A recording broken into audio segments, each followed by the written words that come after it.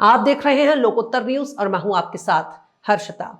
Supreme court ने 2017 के उन्नाव बलात्कार मामले में बीजेपी से निष्कासित नेता कुलदीप सिंह सेंगर की आजीवन कारावास की सजा को निलंबित करने संबंधी दिल्ली हाईकोर्ट के आदेश पर रोक लगा दी है।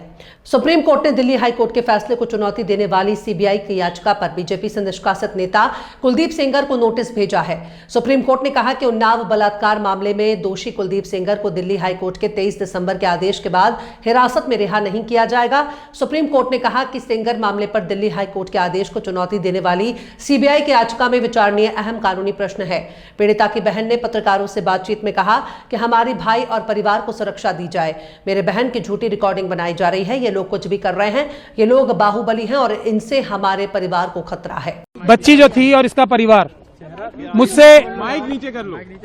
मुझसे ये रोज पूछ रहा था कि क्या अब हम अगले 5 मिनट जिंदा रहेंगे या नहीं रहेंगे।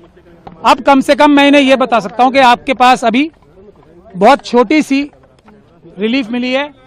बिल्कुल हमें इसको विक्ट्री नहीं कहना चाहिए। मैं इसको विक्ट्री नहीं कह रहा हूं। ये विक्ट्री नहीं है। ये एक छोटा सा सांस लेने का मौका विक्टिम और उसको परिवार को मिला है। इसके अलावा इस फैसले को मैं कुछ भी नहीं देख सकता, क्योंकि जो सीबीआई ने जो स्टैंड लिया है, जो हमें डर था वही किया उन्होंने। बहुत लिमिटेड पॉइंट पे स्टैंड लिया है उन्होंने, और जो हमारे सबसे मजबूत ग्राउंड थे उनको रेज ही नहीं किया, जो जजमेंट में भी मौजूद हैं। और अगर सीबीआई के पास तो हमारी रिटर्न सबमिशन भी मौजूद थी ना, जो हमने हाईकोर्ट में फाइल की थी, ना उन्होंने हमसे कंसल्ट किया ताकि हम उनकी पिटीशन बेहतर बनाने की कोशिश करते, ना उन्होंने हमें पार्टी बनाया और कोशिश ये की कि हमें लास्ट मोमेंट तक उनकी जो एसएलपी फाइल है वो भी ना मिले। तब आज भी, लेकिन मैंने आपको पहले भी कहा है, इस बच्ची और इसके परिवार के खिलाफ इतने ज्यादा अत्याचार हुए हैं, इतने ज्यादा सबूत मौजूद हैं कि अगर इतनी सी भी बात की जाएगी ना, तो कोई भी जज, कोई भी अदालत इस बच्ची के ही पक्ष में फैसला देगी।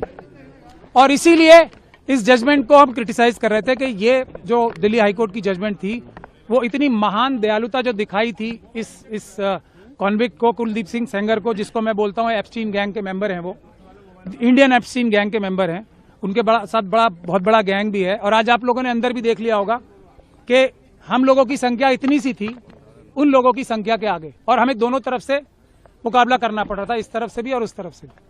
तो टेक्निकल ग्राउंड पे आज कोर्ट ने फिर भी हमें मेन मेरिट्स पे सुनने का मौका, सुनवाई करने का मौका नहीं दिया, क्योंकि हमने ये कहा था कि जो सीबीआई ने बोला है वो टिप ऑफ द आइसबर्ग है।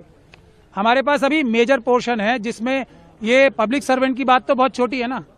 पब्लिक सर्वेंट के अलावा ये person in dominance in control है, क्योंकि इसी जजमेंट में लिखा हुआ है कि कुलदीप सिंह सेंगर साहब ने पंचायत होल्ड करके सबको बुलाया था अपने सामने और ये बोला था कि केस फाइल करो या ना करो, ये मैं तय करूंगा। इस तरफ की बातें इसी जजमेंट में लिखी हुई।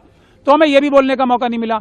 हमें ये भी बोलने का मौका नहीं मिला कि जो दूसरा मेजर इशू है जिस वजह से ये सस्पेंशन दी गई थी, तो वो इसलिए दी गई थी कि सिर्फ 7 साल की मिनिमम सजा है। अब जब मिनिमम सजा इतनी है तो इसको छोड़ देना चाहिए। ये एक ग्राउंड था जो हम चैलेंज करेंगे भी, अभी क्रिटिसाइज भी करेंगे।